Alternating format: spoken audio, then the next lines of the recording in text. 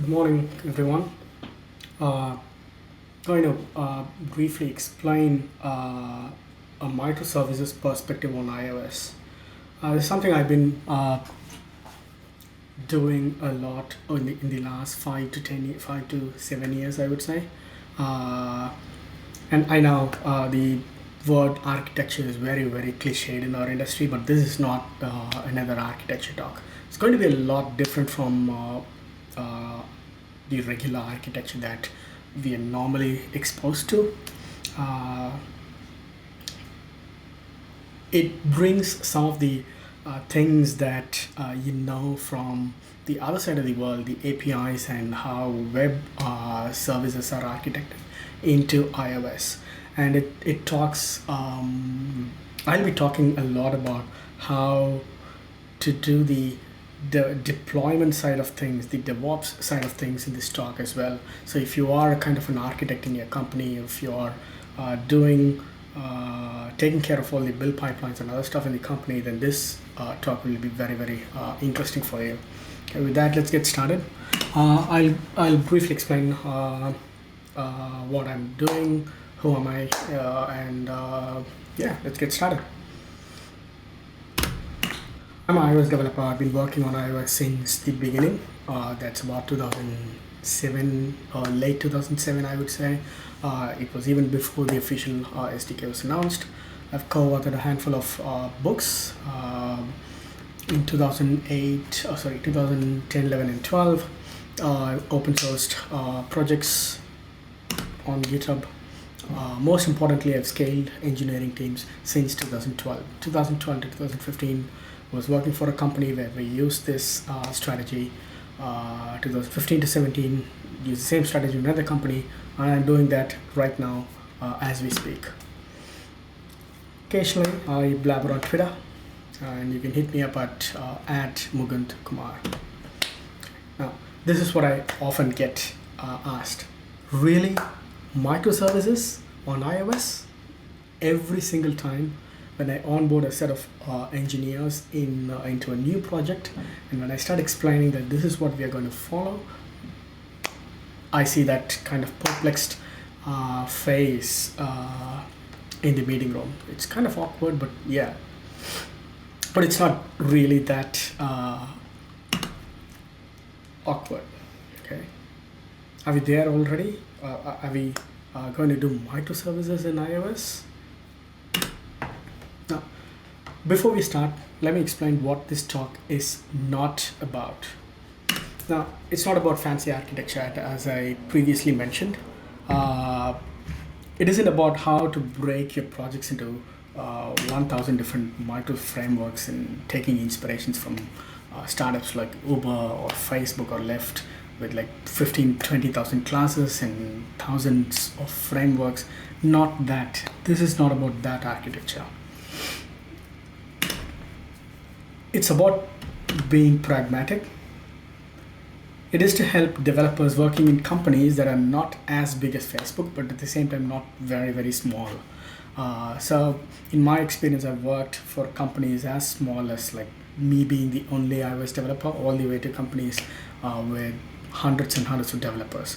The sweet spot is a vast majority of companies that have scaling problems is when they hire, when they raise their Series A funding or something, and they become like $5 to $10 million companies, and they start to expand their developer base to about 5 to 20 developers, and making around 2-digit millions in profits. That's when scaling becomes a thing that companies start to put some money into, right? I'm assuming a vast majority of people who are listening to this are in that crowd, right? So let's get started, shall we? Now, before we move on, I want to a couple of things that I want to say. Whatever you hear in this talk is my personal experience. I've worked on these kind of architectures at least 3 times in my life, in my career before. So, worked for mega corporations before iOS was a thing. Worked for startups since 2008. And then iOS also moved from being a startup or indie kind of ecosystem to more corporate ecosystem, right? I believe some of you can equate what I'm talking, right? Now, the whole premise of this talk is to enable multiple teams to work and deploy a single shared code base to customers. Okay, this is the gist of the talk. Okay, now a microservices perspective on iOS architecture. That's what the title says, right? Now, the whole premise of this talk is to enable multiple teams to work and deploy a single shared code base to customers. What this means is on iOS, a vast majority of the time, or almost every single project that I've been worked in the past, the code base was one single monolith. You open one Xcode project file or one XC workspace file, every code that belongs to every single screen is in that one single file or in that one single project.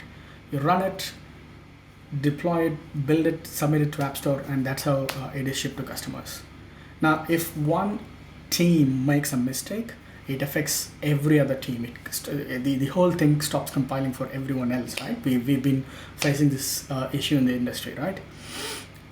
I'm here to offer some of the suggestions that I have personally found useful. Right? Now, when I bring up this topic of how to enable multiple teams to work and deploy a single code base, most people jump into conclusions. We're going to use a monorepo, multiple teams, one single repository. Is it going to be a monorepo? It could be, but it's up to you. But that's not this talk. That's not what this talk is about. This talk is about bringing microservices kind of architecture into your iOS to improve continuous delivery and improve the team independence. What this means is when you are a company where the iOS development team is like 1 to 3 members and you want to scale up to like 5 to 20 people, what will you do? You probably start breaking your app so that one team can take over a set of screens, the other team can take over another set of screens. These screens will probably be managed by completely different teams high up till the executive management level, right? I'll give you more concrete examples as we progress through the presentation, right? Now, these are the two reasons why we are going to implement microservices, right? And the other side benefit that you get is even if those teams are geographically separated, it still works, which is going to be common post-COVID or during this COVID time, right? Like different teams in different countries, like that. Right? Now, the strategy that we're going to follow is to scale an Xcode project file. Now I'm going to get into a little bit of technical details. What this is about is to scale an Xcode project to be used by a team rather than a handful of developers. So your team currently is a handful of developers, but we are going to scale it up to be used by a team. Now, how are we going to do this? The first step is to break your project into multiple frameworks. That is the number one thing that we are going to do. Now,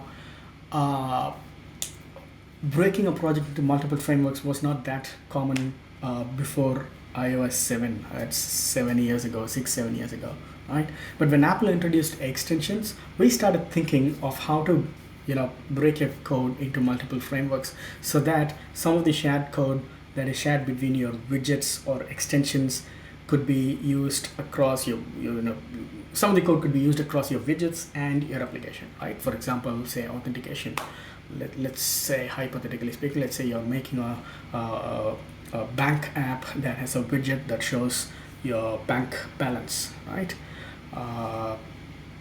You could have the login module in a separate framework or a separate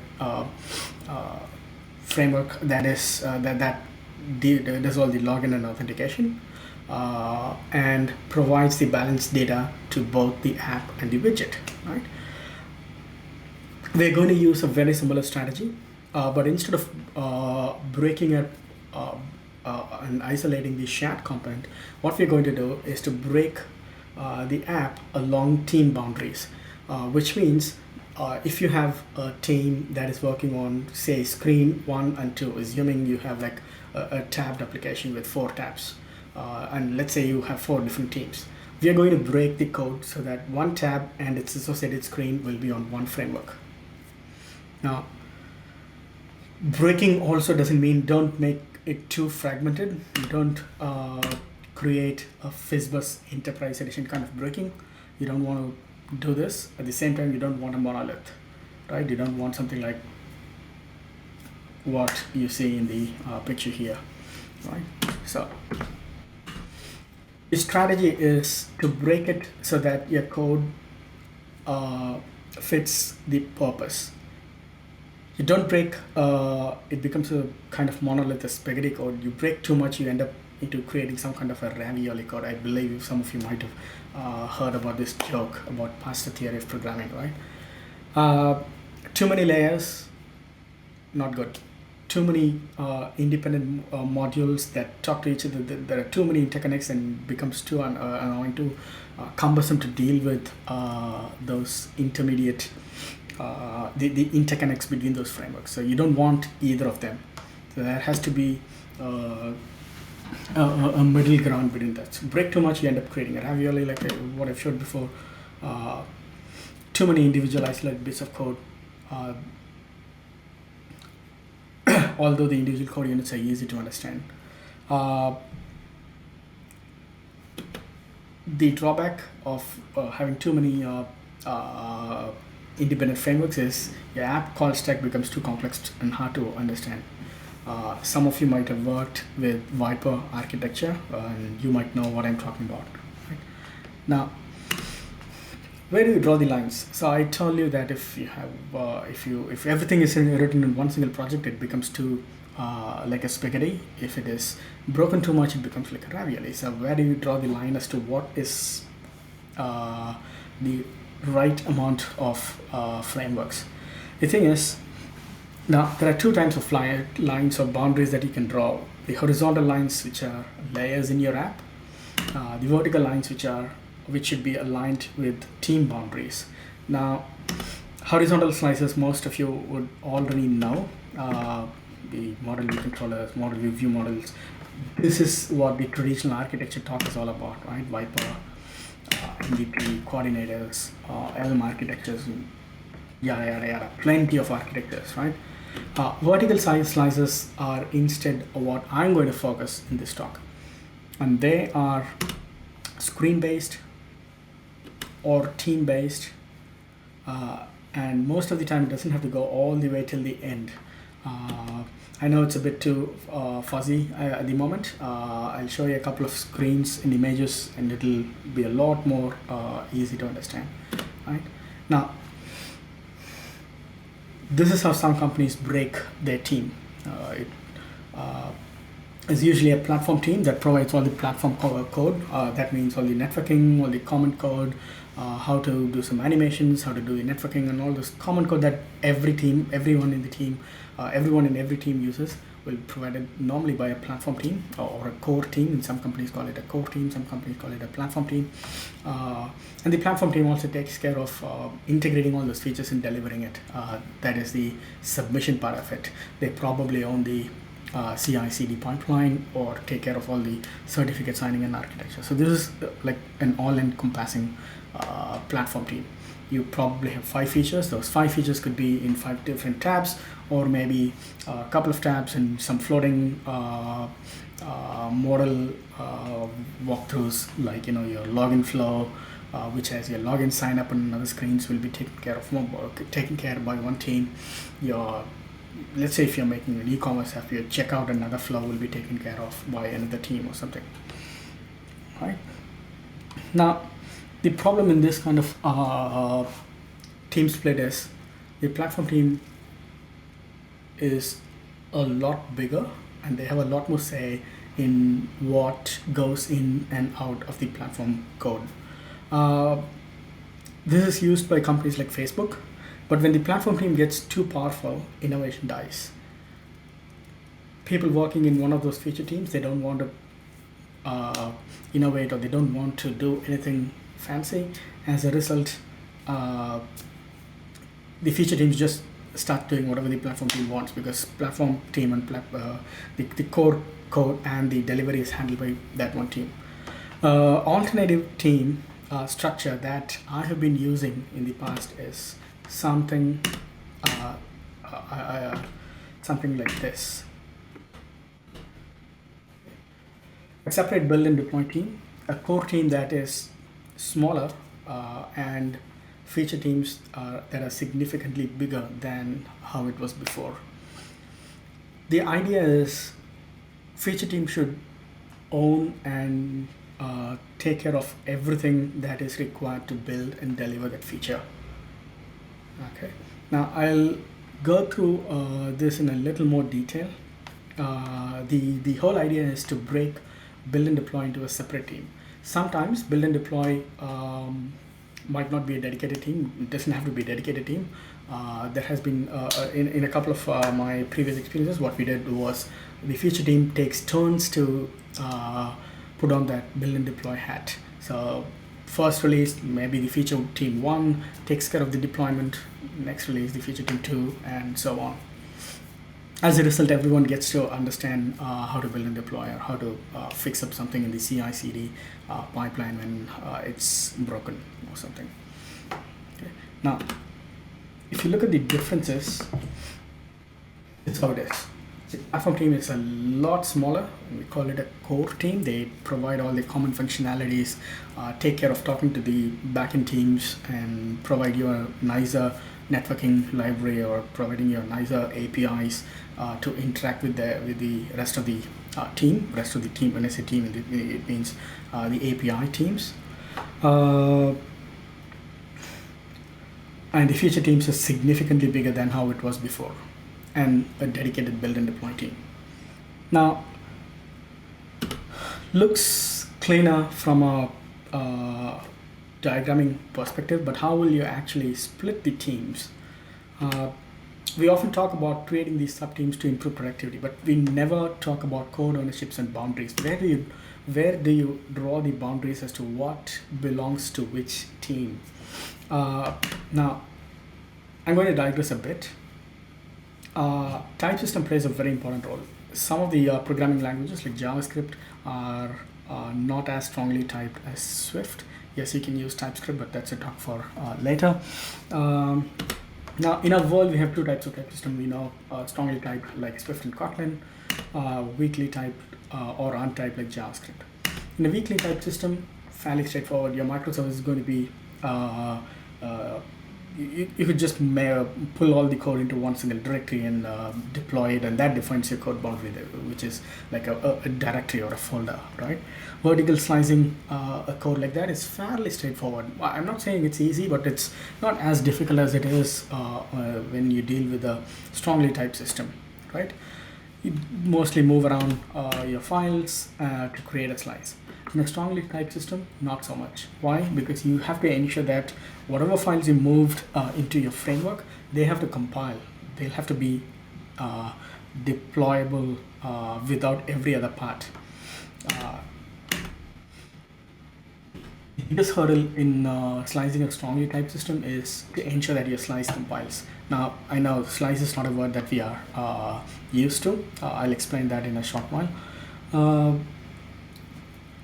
This hurdle is probably a reason why most teams don't even bother doing it.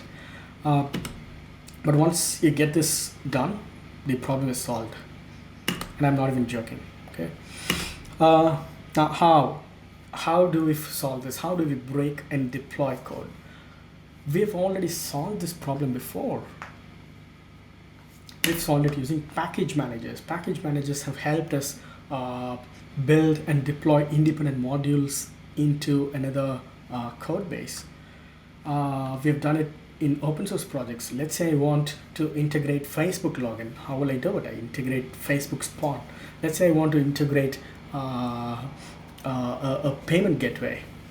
All the payment, let's say I want to integrate Stripe payment gateway. What do I do? Pod, Stripe Kit, whatever that pod is, and that's it. Call instantiate those classes, and that's it. Why can't we bring that techniques into your own team? So instead of thinking of a team taking care of one single screen, think of that team to deliver a library as a pod. Using Cocoa Pods or Swift package manager, that's not a problem at all. As long as you deliver a pod, a compilable pod, that's fine. Why should open source projects have all the fun? Now, create a package or a pod for every vertical slice in your package. If you're using a Swift package manager, it's a lot easier because it's so much easier to create a package, Swift package manager for a framework that is inside a Xcode project file. But again, Carthage or Cocoa Pods is also fairly straightforward as long as it is in, as long as all the code that belongs to that framework lies inside a directory. And deliver every vertical slice as one package. So that means if you have 5 different features in your code, you should deliver 5 different pods. And the build and deploy team will take care of integrating all the pods into the main application. Now, don't overdo this. If you overdo it, you will end up with a ravioli that no one understands. Make sure that the interconnects are minimal, and because every interconnect between those pods means your team has to talk to the other team, and that means more meetings and more emails and more Slack communications, which you don't want. Of course, there will be some interconnects and some exchanges between those pods, but keep it to the bare minimum. Right? A quick thumb rule is ensure that you have as many packages as there are teams. If there are 5 teams, make sure that there are 5 packages, or something like that. Putting it all together, let's say this is your team structure. Feature team 1 delivers pod 1, feature team 2 delivers pod 2, and so on. Right? The app itself is a lightweight app that integrates all the packages into a deployable binary. Most of the time they could be automated in your CI/CD pipeline, and or by writing very minimal amount of code, most likely generated code using sorcery or any kind of scripting libraries. Sounds simple, right? Not really. Sometimes modules are independent and sometimes they are not. In fact, most times modules are not independent. And some of the modules could be delivered by the core team. Common code are adopted at different pace, and you don't want to duplicate that across all code boundaries. Now, it's all theoretical. Yes, I know. Let's see a concrete example, and that will probably clarify whatever I'm talking now. Right? A more concrete example. I'm going to choose an e-commerce app, and the best e-commerce app ever to exist ever is App Store. They've been selling like billions and billions of apps every year. So this is a screenshot from Apple's App Store, right? Now, by the look of it, you will see that there's a login screen that could be accessed by tapping on the picture on the top right corner. There's probably going to be a today and game screen, or an explore, or a search screen that lists products, and products in this case are apps. When you tap on an app, you go to the product detail screen. When I say product, it means an app here. And then there'll be a checkout, which is tapping on the get button and that Apple Pay prompt that you see. So 5 different screens maintained by 5 different teams. Now, if you look at what is being displayed on the screen, the highlighted one, what is it? It is an app. You could call it an app header component, and that could come from a pod delivered by the core team, because it could be reused by every team that is working on this, right? And the other one, this one could be called as an app shell component. These are common code that could be provided by your core team. Now, if you go back to our packages, Login is going to be the most easiest and probably the most independent of the component. The components won't have any dependencies across screens. Checkout is going to be very similar, but the other three screens, the explore screen that shows the list of stories or whatever, and the search screen, they will probably have multiple app cell components where the app cell itself is provided by another pod coming from the core team, and a product detail screen, which is again a detailed app screen component maintained by one of the pods. Right now, as I mentioned before, the core team will provide components like app cell and have app header that will be used across all the other teams like explore, search, and product details. Build and deploy team usually owns the UI test if they do it. If you are into UI test, and the individual teams publish their features as a package, just like how open source libraries work. In fact, in one of my previous work, one of the team was actually a cross-platform team. The checkout was completely in a cross-platform library, but it was very easy to integrate because the build and deploy team does not even care about what language it was written. As long as I could do a pod checkout, pod install, and then add all the checkout view controller, initialize the checkout view controller, I'm good. So that's the benefit of delivering it as a binary, pod binary. In fact, by breaking it as libraries, it does not even slow down compilation for everyone else. Like the Explore team's project was very small, and so was the search team's project and login. So even if one other team adds in, say, React Native or anything to it, it's not going to slow down every other team, and that's a pretty big win. Right now, you'll have to know a bit about component versioning or pod versioning as well. In my experience, we used mechanisms used by the backend teams for versioning apps like this. We called every app by a name that is very similar to your the reverse domain name plus your app name and the component name with its version suffix to it. And different teams can adopt those components at their own pace, and that's perfectly easy and valid to do. Now, the benefit of using component versioning and pods is you could deprecate a version and show a warning, and ask the implementers to use the next version, or hint the developers who are implementing your component saying that, hey, there's a new version, please start using this from now on. And you could do something very similar to what we do in open source. Right? It's not all rosy as it sounds. Different teams adopting code at different pace is sometimes a little too difficult, especially as the team grows. But feature teams can sometimes use feature flags to avoid making the app looking weird, in the sense only when all the teams have adopted the feature flags will be turned on. The feature flags is usually controlled by the build and deploy team, things like that. Now, with this architecture, with this microservices kind of architecture, I have had at least 2 or 3 successes in the past, but that doesn't mean you have to use it. Okay, I'm going to end the presentation in a very different way. There are going to be pitfalls, especially integration issues, in the sense when all your code lies in one single repository, a command B will tell you if something breaks. But here, integration issues are usually found at the slightly later stage.